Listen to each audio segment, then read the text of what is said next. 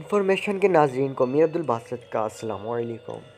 شب بارات کی حقیقت۔ تو دوستوں، آج کے اس ویڈیو میں ہم شب بارات کی حقیقت آپ کو بتائیں گے، کیونکہ یہ بہت ہی مبارک والی رات ہے اور آج یہ رات ہے۔ تو دوستوں، ویڈیو شروع ہونے سے پہلے میرے چینل کو لائک، کامنٹ اور شیئر اور سبسکرائب کرتے ہوئے ضرور جائیے گا۔ تو چلیے شروع کرتے ہیں۔ شب بارات کے نام پر مسلمانوں نے بہت سی بدعات پر عمل کرنا شروع کر دیا ہے اور ان بدعات کو ثواب کی نیت پروان چڑھاتا ہے۔ شعبان کی 15ویں رات کے بارے میں کوئی صحیح روایت فضیلت میں موجود نہیں ہے جسے شب بارات کا نام دیا جاتا ہے۔ بعض لوگ سورہ دخان کی ابتدائی آیات شب بارات کے بارے میں بتاتے ہیں، اس کی یہ حقیقت نہیں ہے۔ اللہ تبارک و تعالیٰ نے سورہ دخان کی ابتدا میں جو فرمایا ہے، بے شک ہم نے اس قرآن کو برکت والی رات میں نازل کیا کیونکہ ہم لوگوں کو ڈرانے والے ہیں۔ وہ رات ہے جس میں ہر معاملے کا حکیمانہ فیصلہ صادر کیا جاتا ہے۔ اس آیت میں لیلۃ المبارک سے مراد لیلۃ القدر ہے، نہ کہ شب بارات، جس کی تفسیر خود اللہ تبارک و تعالیٰ نے قرآن حکیم میں کر دی ہے۔ ارشاد باری ہے، بلا شبہ ہم نے اس قرآن کو قدر والی رات میں نازل کیا۔ سورہ دخان میں جس رات کو مبارک قرار دیا ہے، اسے ہی سورۃ القدر میں لیلۃ القدر فرمایا ہے۔ رمضان المبارک کے بارے میں ارشاد باری ہے، رمضان وہ مہینہ ہے جس میں قرآن نازل کیا گیا۔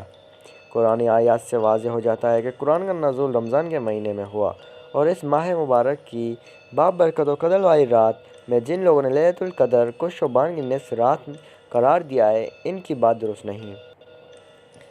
رہیں اس رات کی تخصیص کے بارے میں روایت، تو یاد رہے کہ اس کے متعلق کوئی صحیح حدیث موجود نہیں۔ امام عقیلی فرماتے ہیں، نصف شعبان کی رات میں اللہ تعالیٰ کے نزول کے بارے میں جتنی روایت مروی ہیں سب کمزور ہیں، اور یہی بات حافظ ابو الخطاب ابن الوہیہ نے کی ہے۔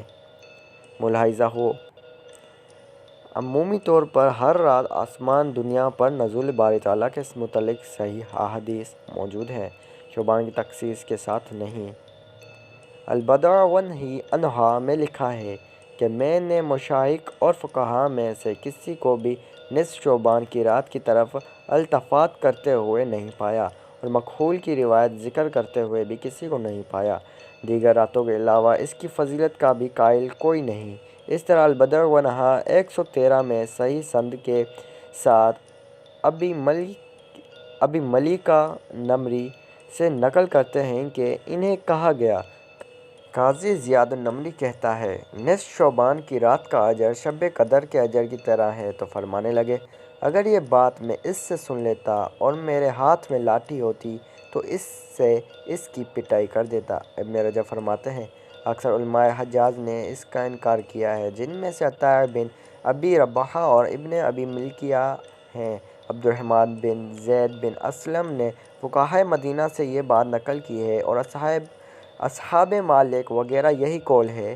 انہوں نے کہا کہ ذالک کلھا بدع، یہ سارا عمل بدعت ہے۔ دوستوں، اگر آپ کو اس کی نئی ویڈیو چاہیے یا اس کا سیکنڈ پارٹ چاہیے تو کمنٹ میں ضرور اپنی رائے دیجیے گا۔ Thank you.